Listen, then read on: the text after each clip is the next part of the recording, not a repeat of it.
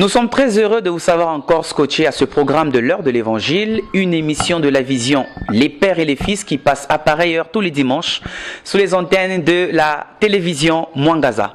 Eh bien, ne soyez pas surpris de me voir aujourd'hui comme présentateur parce que vous êtes habitués de m'avoir comme invité. Et aujourd'hui, il est spécial parce que je reçois pour vous le pasteur Paulin Mamboué que je salue. Bonjour pasteur. Bonjour papa. J'espère que vous allez bien, pasteur. Oui, par la grâce du Seigneur. Alors, pasteur, vous êtes à la fois homme de Dieu, berger. J'ai ouï dire qu'il y a même certains qui vous appellent déjà docteur. Et très récemment, j'ai appris encore que le pasteur n'était pas seulement dans la dimension doctorale, le voilà aussi dans la dimension prophétique.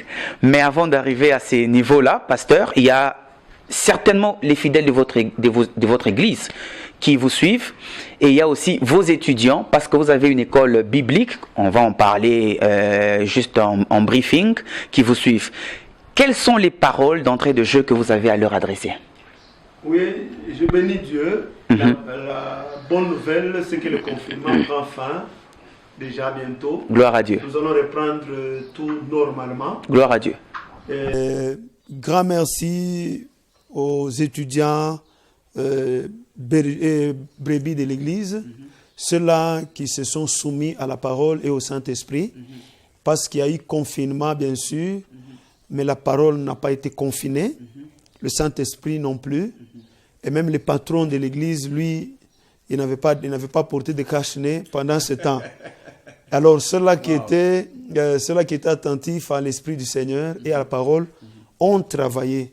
Peut-être l'administration de l'Église a un peu changé pendant ce temps, compte tenu des mesures prises par l'autorité que nous devons respecter, mais le travail s'est fait. Alors que Dieu soutienne les brebis, et mes étudiants qui étaient à l'œuvre pendant ce temps de confinement. À bientôt, nous allons nous revoir dans notre programme normal. En quelques mots, quand est-ce que vous avez commencé, pourquoi vous avez commencé et quels sont les buts que vous poursuivez dans cette école?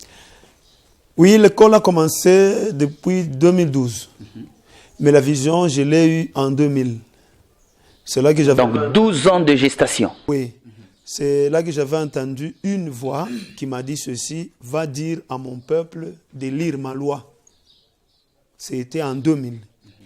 J'avais réagi sur place. J'avais dit à Dieu, je fais aussi partie de ton peuple, que je commence d'abord à lire moi-même, que je vois ce qu'il y a d'aussi important.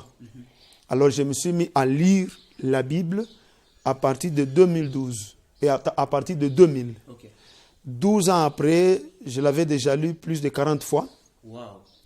Et j'ai vu l'importance de la lecture de la Bible, son importance d'abord, ou son impact dans ma vie personnellement. J'ai eu beaucoup de témoignages. Alors j'avais dit à Dieu, je suis maintenant prêt. C'est alors qu'en 2012, après que j'ai déjà écrit, je crois, 15 ou 16 livres, j'ai converti ces livres-là en cours bibliques. Et j'ai commencé l'école des lecteurs de la Bible avec comme objectif faire voir aux gens l'importance de la lecture de la Bible. Et là, pour leur faire voir cette importance, je donne des cours spécifiques pour leur donner la soif de la lecture. Les gens lisent la Bible. Deuxièmement, nous sommes un complément à l'église Corps de Christ, c'est-à-dire le jour où il n'y a pas de programme dans des églises, il y a quand même l'école. Parce que nous avons compris que si les apôtres étaient ce qu'ils sont devenus, et si ils ont pu nous laisser tout ce que nous avons dans la Bible, c'est parce qu'ils avaient une formation soutenue. Cette formation a demandé au Seigneur de parler tous les jours. Et avec le tous les jours de lundi au dimanche. Donc, il n'y avait pas de culte spécial. Il n'y avait pas de culte spécial. Tous les jours, Jésus-Christ parlait, et minimum 7 heures. Minimum 7 heures par jour. Alors, beaucoup de gens désirent être comme l'apôtre Pierre, apôtre Paul et les autres. Mais le régime actuel ne permettra jamais à qui que ce soit d'être comme Pierre. Ça, c'est une vérité biblique. Okay. Une vérité biblique. Parce que si le Seigneur lui-même, lui qui est la parole, lui qui est la référence de tous les ministères, a parlé chaque jour pour qu'au bout de 3 ans et demi presque, qu'il ait cette espèce de gens. Maintenant, que dire de nous tous? Lui qui avait l'onction sans mesure. L'onction sans mesure. Maintenant, que dire de nous tous? Êtes-vous sûr que avec le culte que nous avons de 2 heures, 3 heures, où les gens chantent pendant 2 heures et nous enseignons pendant 45 minutes, pouvons-nous avoir des espèces comme des apôtres? La réponse est claire, c'est non. Non. Donc, déjà là, êtes-vous en train de suggérer à l'élite du corps du Christ de modifier leur programme? Oui. Tout dépend des objectifs que nous poursuivons tous. Mais on doit avoir l'objectif de Jésus. Il avait dit, allez et faites de toutes les nations les disciples. Lui-même a montré l'exemple. Pour faire un disciple, il faut un enseignement soutenu, régulier, ponctuel, abondant. Voilà pourquoi l'apôtre Paul a dit quelque part, il faut que la parole habite abondamment au milieu de vous. Ça, c'est le Seigneur. Oui. Alors, pour avoir des produits, comme le produit de Jésus-Christ de Nazareth, nous devons suivre son rythme. Alors moi, ça c'est une proposition et je suis sûr et certain que ça produira quand même. Ça produira. Si nous gonflons un peu les heures d'enseignement dans les églises, on aura une espèce meilleure que celle qu'on a aujourd'hui. Gloire au Seigneur. Et donc, pasteur, à vous entendre, vous êtes en train de contredire plusieurs opinions parce que il y a certains hommes de Dieu, pasteurs, qui disent que le Saint-Esprit ne peut pas forcément travailler que dans plusieurs heures. D'ailleurs, leur tendance, c'est de respecter les minutes imparties parce que, voilà, les chrétiens ont plusieurs occupations après le culte. Oui. Mais en vous suivant, bien sûr, on dirait que c'est la parole de Dieu qui doit être, ou l'écoute de la parole de Dieu, qui doit être la préoccupation principale des chrétiens. Mais aussi de ces chrétiens qui travaillent. Oui. Il y a aussi de ces chrétiens qui travaillent 6 jours et le 7e jour, ils doivent profiter du repos. Qu'en dites-vous? Bon, voilà. Vous savez, Jésus-Christ, ce n'est pas n'importe qui. C'est lui le créateur. Oui. C'est lui qui a créé l'homme. Il sait très bien comment le corps fonctionne. Wow. Il est plus que le médecin. Wow. Alors celui-là, qui avait aussi parlé par le roi Salomon, parce que c'est Jésus-Christ qui avait parlé par Salomon. Exactement. Il a dit, va dire aux gens de ne pas être paresseux. Il a dit un peu de sommeil, un peu d'assoupissement et la pauvreté te surprendra. Cette notion-là du travail a été inculquée dans le peuple d'Israël. C'est un peuple travailleur. Travailleur. Mais Jésus-Christ, sachant qu'il avait dit à Salomon de dire aux gens de travailler, mais il les a occupés toute la journée. Mais il les a occupés toute la journée. Donc il avait aussi des objectifs qu'il poursuivait. Oui. Donc, j'ai toujours dit ceci. Le programme de l'Église, nous ne devons pas le faire selon les occupations des fidèles. On doit le faire selon le besoin de la foi. Selon le besoin de la foi. Ça doit être souligné en gras. Oui. Donc, tout ce qu'on fait dans l'Église, c'est au bénéfice de la foi. Au bénéfice de la foi. Wow. On ne doit pas faire des programmes suivant le besoin pour satisfaire aux occupations de tous les fidèles. Si nous agissons ainsi, nous n'allons pas atteindre les objectifs du Seigneur Jésus. Je ne suis pas en train de dire aux gens de déborder. Si vous avez prévu la fin du culte à 11h, terminer même à 13h. Non. Nous sommes sérieux. La Bible dit, selon le pouvoir que Jésus-Christ a laissé à l'Église, ce que nous allons lier ici sur la terre, cela lié dans le ciel. Si nous faisons un programme, par exemple le dimanche, de 8h à 11h, à 11h, nous devons arrêter pour être sérieux. On ne doit pas être reproché par les païens. Parce que, bien sûr, même le dimanche, un païen peut venir. Oui. Vous avez dit au programme, c'est à 11h, mais à 11h-5, vous dites, le Saint-Esprit nous saisit autrement. Ça, c'est le désordre. Je dis seulement aux gens, nous pouvons gonfler nos programmes Par exemple, 10 heures à 12 heures, en semaine, 13 heures à 18 heures. Et puis, ce n'est pas tout le monde qui travaille. Je sais que vous êtes quelqu'un qui est bien informé. Est-ce que vous avez déjà fait le constat du taux de chômage à Lubumbashi? Oui. Donc, très peu de gens travaillent. Il est estimé à 80%. Voilà, très peu de gens travaillent. Donc, si nous mettons le programme à partir de 13 heures, il y a beaucoup de gens qui viendront. Il y a des fois, on met le match au stade, il y a match à 15 heures. Même en semaine. Bah, c'est à 13 heures que le stade est plein. Et voilà. Et il y a des gens qui viennent même avant. Qui viennent même avant. Pour avoir des places. Donc, et puis nous, ce que nous poursuivons, c'est très important, plus que ce que les footballeurs atteignent comme objectif. Alors, à combien plus forte raison, nous devons gonfler les programmes afin d'atteindre les objectifs de Jésus-Christ de Nazareth. Aujourd'hui, il y a beaucoup de chrétiens qui se plaignent 10 ans dans l'église, mais n'ont pas encore abandonné les péchés. Il y a ceux-là qui sont dans des montagnes, qui prient pour devenir comme l'apôtre Paul. Personne n'est devenu comme Paul, moi y compris. Moi y compris. Je ne suis même pas comme Pierre. Je ne suis pas comme Pierre. Alors, ce sont des vraies questions que nous devons nous poser. Comment est-ce que les apôtres ont travaillé pour atteindre de tels objectifs? Les réponses sont claires dans la Bible. Par rapport à ces réponses-là, nous aménageons nos programmes, et pas en suivant les caprices des gens qui ont, des individus, des gens qui ont peut-être l'argent, qui donnent une grosse dîme, et ils ne sont disponibles qu'à 17 heures. Alors on met les programmes à 17 heures. Non. Quand Jésus-Christ est venu sur la terre, tout le monde travaillait. D'ailleurs, le taux de chômage au Congo dépasse le taux de chômage en Israël. Oui. En Israël, d'abord, il n'y avait même pas un taux de chômage. Tout le monde travaillait. Parce que l'occupation principale, c'était l'élevage, ou soit les champs. Oui.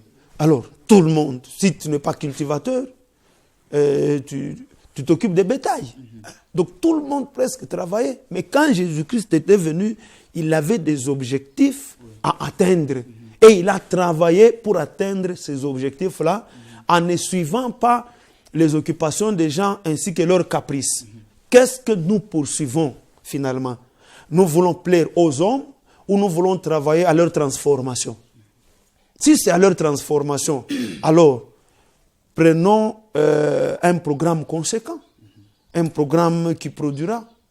Waouh, gloire au Seigneur. Déjà, avec la présentation de l'école, chers frères et sœurs, il y a déjà des leçons que nous devons tirer. Le pasteur a reçu la vision de l'école en 2000 et ça lui a pris 12 ans, 12 bonnes années de formation, d'auto-formation pour après exécuter l'oracle de Dieu. Donc je pense qu'avec cette nouvelle génération prophétique, où il y a à gauche et à droite des conférences prophétiques, des réunions prophétiques, je pense que Dieu est aussi un Dieu qui travaille dans le secret avant d'exposer la personne. Mais avant de passer dans le vif du sujet que je n'ai même pas encore annoncé, il y a juste une petite précision que j'aimerais tirer. Vous aviez dit que Dieu vous avait demandé de lire sa loi. Vous savez, dans le jargon du Nouveau Testament, quand on parle de la loi, il y a beaucoup déjà de frustration parce qu'on pense déjà à Moïse, alors que l'Église, c'est Jésus. Jésus lui-même a eu à dire aux pharisiens que c'est Moïse qui vous accuse. De quelle loi parlez-vous? Existe-t-il une loi dans la Nouvelle Alliance? Et voilà. Le problème se trouve au niveau de la définition de la loi. La Bible définit ce concept. Le dictionnaire peut donner une définition, mais la Bible en donne 10. Les définitions des concepts bibliques dépendent des concepts, des contextes dans lesquels nous nous retrouvons. Ça dépend du temps que nous traversons. Voilà pourquoi la loi a beaucoup de définitions. La loi, sont les 10 commandements. Les 10 commandements seulement, c'est la loi. La loi, Une autre définition, ce sont les différentes prescriptions que nous trouvons dans Lévitique seulement. C'est la loi. La loi, ce sont les 5 livres de Moïse, de Genèse à Deutéronome. La loi, c'est la partie de l'Ancien Testament, donc de Genèse à Malachie. Et puis la loi, telle que l'Épître aux Hébreux en parle, quand il y a changement de sacerdoce, il y a forcément changement de loi. La loi là signifie quoi? Ce sont les différentes prescriptions liées au culte. C'est-à-dire tel qu'on rendait culte à Dieu dans l'Ancien Testament, ce n'est pas de la même manière qu'on va le rendre culte dans le Nouveau Testament. Maintenant, la loi, c'est aussi la Bible, la ligne de conduite d'un enfant de Dieu dans n'importe quelle génération. Au temps de Josué, la loi, c'était les 5 livres-là. Au temps de Jésus, la loi pour le peuple, c'était les 5 livres, les psaumes et les prophètes. Maintenant, en notre temps ici, la loi, c'est de Genèse à Apocalypse. J'ai tout dit. J'espère que, comme moi, vous êtes déjà illuminés. Parce que, frères et sœurs, vous savez, nous sommes en un temps où la parole de Dieu doit tracer un chemin à toute activité spirituelle. Il n'existe pas une activité spirituelle sans un chemin. Gloire au Seigneur. Alors, aujourd'hui, fidèles téléspectateurs, vous qui venez de nous prendre en cours, nous recevons le pasteur Paulin Mamboué, qui est pasteur de l'église Camp de Jésus Extension Bel-Air. D'ailleurs, j'allais oublier. Vous êtes devenu pasteur après un bon nombre de la pratique ou de la nature d'un enseignant. Oui. Alors, une question de curiosité. Vous êtes devenu pasteur parce que Dieu, cette fois-là encore, vous a demandé de l'être, ou parce qu'on a senti dans l'église où vous évoluez que, voilà, dans un jargon parental, l'enfant a grandi, il doit quitter. Ah, voilà. L'enfant a grandi, il doit quitter. Cela ne signifie pas nécessairement qu'il doit être pasteur. Tu peux quitter pour faire autre chose. D'ailleurs, les pasteurs seront toujours moins nombreux. C'est impossible de trouver, même chez les animaux. On ne peut pas trouver beaucoup de bergers et très peu de brebis. Ça n'existe pas. Ce n'est pas ça. D'ailleurs, vers 2002, moi-même, dans un songe, j'avais vu un ange qui est venu, qui m'a dit « Bonjour, pasteur ». Donc c'est là que j'ai su que j'avais l'appel pastoral. J'avais l'appel pastoral. En 2000, là, au début, j'avais reçu une révélation personnellement que j'étais appelé à enseigner, donc un docteur. J'avais ça à moi, mais dans notre église, je ne prêchais pas, je n'enseignais pas. Dans notre église, le travail que je faisais, c'était chanter et interpréter. C'est ce que je faisais dans notre église. Mais sinon, ces 2 appels, je les ai reçus très tôt. Pasteur, mais j'étais là. Maintenant, en 2012, c'est là que j'ai commencé à exercer le ministère en tant que docteur et j'ai ouvert une école. J'ai évolué. C'est en 2000, à la fin 2016 que Dieu m'a fait don d'une église. Je ne l'ai pas cherché. Comment ça s'est passé pratiquement? Bon, c'était simple. À l'école, là, après un temps, j'ai senti que je devais organiser des conférences bibliques à l'intention de la vie de Lumbashi. Les gens venaient aux conférences. Il y a un frère qui a cru dans une des conférences. Et après un temps, il m'a demandé où j'ai pris. Je lui ai montré notre église. Il venait. Et puis un jour, il me dit, bon, papa, nous sommes très loin, vers Kaléja là-bas. Est-ce qu'il n'y a pas moyen, même une fois la semaine, vous venez, on prie un peu en famille? J'ai dit à mon pasteur, papa, il y a un frère qui m'a dit, une fois la semaine, si on peut prier en famille, est-ce que je peux le proposer ils peuvent accepter en famille qu'on commence une cellule chez eux? Le pasteur a dit, va lui poser d'abord la question. Je suis allé voir le frère, je lui ai dit, il a dit, c'est ce que nous voulions, qu'il y ait une cellule, le camp de Jésus, ici au Bel-Air, et avec le temps, que ce soit une église. J'ai fait le rapport à mon pasteur, il était d'accord. Alors, fin 2016, j'étais dans cette famille-là, on a commencé la cellule, 3 semaines après, on nous a offert une parcelle, On a commencé la construction. En 2017, on avait déjà l'église. C'est en 2017, au mois de mars, que j'ai été consacré pasteur. Donc ça fait 3 ans. 3 ans que vous êtes pasteur. Ça fait 3 ans. Pas 3 ans que je suis pasteur, 3 ans qu'on m'a consacré officiellement pasteur. Mais sinon, l'appel... L'onction était depuis comme David. Comme David. Depuis 2000 oui. Ou 2002. Depuis 2002, déjà là, le Saint-Esprit, pour le Saint-Esprit, j'étais pasteur. Mais il n'y a pas de...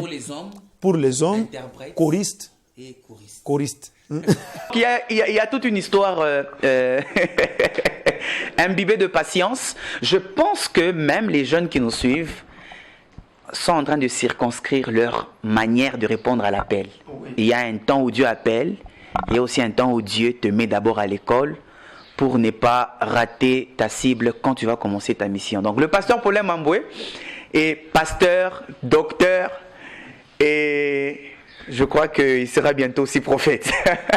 Le Christ est venu nous donner tous les offices. Oui, il m'arrive de prophétiser. Alors, gloire au Seigneur. Chers téléspectateurs, donc comme je le disais, vous qui venez de nous prendre encore en cours, après que ceux-là qui nous ont rejoints, qui nous ont pris en cours tantôt, nous avons reçu pour vous, nous recevons pour vous le pasteur Paulin Mamboué, avec qui nous allons parler du thème « Comment léguer un héritage spirituel par l'évangile ?» Voici le thème. Vous n'êtes pas en retard, vous qui venez de vous connecter. Le thème que nous allons aborder, c'est comment léguer un héritage spirituel par l'évangile. Alors, pasteur, je sais que cette matière est très alléchante et je sais aussi que c'est greffé à l'une de vos missions, non seulement sur le plan national, mais aussi sur le plan international. Dans la plupart des prédicateurs de ce dimanche, et on a comme l'impression qu'il y a peu de pasteurs, peu d'hommes de Dieu, même des ministères qui pilulent ça et là, qui n'ont pas un message. Alors que je pense, si je sonde les Écritures, les messages viennent du travail qu'un individu a, d'abord premièrement, par rapport à Dieu, et deuxièmement, par rapport au fardeau qu'il obtient de la présence de Dieu. Alors, pasteur, vous êtes pasteur déjà 3 ans et j'apprends que votre église est en train de croître même numériquement, spirituellement aussi, tout compte. Comment est constitué un travail spirituel pour être en même de léguer un bon héritage? Je vais répondre à cette question en prenant les données bibliques. Oui. Parce que moi, je n'en ai pas personnellement. Là où j'ai grandi, je n'avais rien eu. Mon père ne m'a pas laissé d'héritage.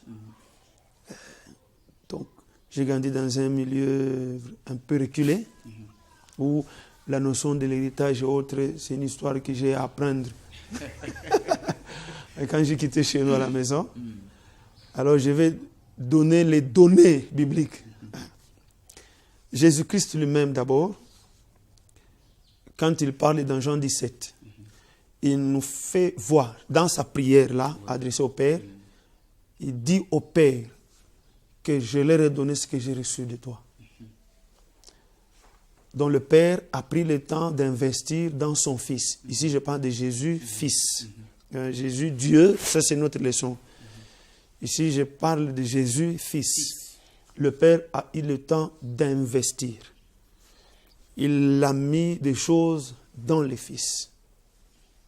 Pendant combien de temps, nous ne savons pas, parce que c'est une histoire qui a commencé depuis l'éternité. Exactement. Nous ne savons pas. Hein? Donc, cet homme-là qui est né, cet homme-là sur lequel le Saint-Esprit est descendu, sous forme corporelle, sous forme d'une colombe le jour de son baptême dans le Jourdain, il avait un bagage extraordinaire en lui. Il avait un bagage extraordinaire en lui. Voilà pourquoi il dit, je leur ai donné ce que j'ai reçu de toi. C'est au fait ça l'héritage.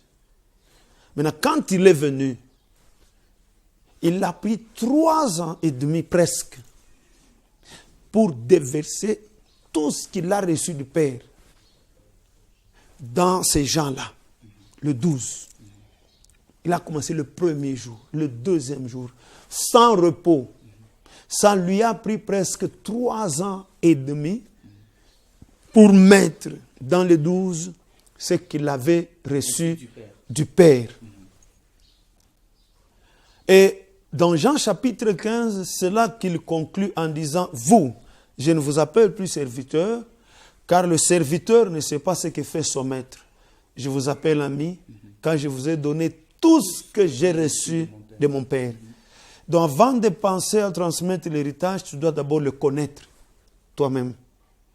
Donc, moi je ne fais que retenir des points. Oui. Au-delà du travail, Oui. il faut connaître le but de son travail. Oui, tu dois d'abord connaître ce que tu as. Après un travail, tu te dis, voilà ce que j'ai reçu. Ce n'est que normal. Un papa fait le testament. Mais imagine-toi, il ne connaît même pas ce qu'il possède. Ce qu'il ne va même pas faire de testament. Oui. Donc, tu sais d'abord ce que tu as. Les apôtres étaient là, du matin au soir, en train d'écouter. Et après un temps, Jésus leur dit, nous allons de l'autre côté. Il les traverse, il les s'assoit, il les écoute. Ça prend du temps. L'héritage, c'est différent d'un don du Saint-Esprit. Wow. C'est très différent. Le don du Saint-Esprit, comme ça s'appelle le don. Hein? Comme ça s'appelle le don, donc c'est gratuit. Ça ne demande pas un travail. C'est pourquoi Élisée a eu la double portion. Comme ça, il n'a rien fait. Il a demandé à Élie, je veux la double portion. Élie lui dit, bon, ce que tu demandes est difficile, mais la condition est quand même simple. Si tu me vois monter, tu y auras. C'est tout. Recevoir un don, c'est différent. Le don, c'est différent de l'héritage. C'est différent de l'héritage. Maintenant, entre les deux, entre recevoir un don et recevoir un héritage, qu'est-ce qui sécurise l'avenir? C'est l'héritage. C'est l'héritage. C'est l'héritage qui sécurise l'avenir. Voilà pourquoi aujourd'hui, tu peux trouver des gens qui ont des dons du Saint-Esprit, mais qui sont faibles, qui tombent tous les jours. Wow. Vous avez un prophète qui engrosse 4 choristes, mais il prophétise bien. Avec exactitude. Avec exactitude. Ah. Mais sans héritage. Sans héritage. Donc il n'est pas sécurisé. Wow. L'héritage, ce n'est même pas l'argent. L'argent ne peut pas te sécuriser. Vous parlez de l'héritage par l'évangile. Donc c'est un héritage extraordinaire qui prend du temps. Qui prend du temps. Ça a pris au Seigneur 3 ans et demi. Je vous fais une petite parenthèse. Un jour, j'avais fait quelques calculs.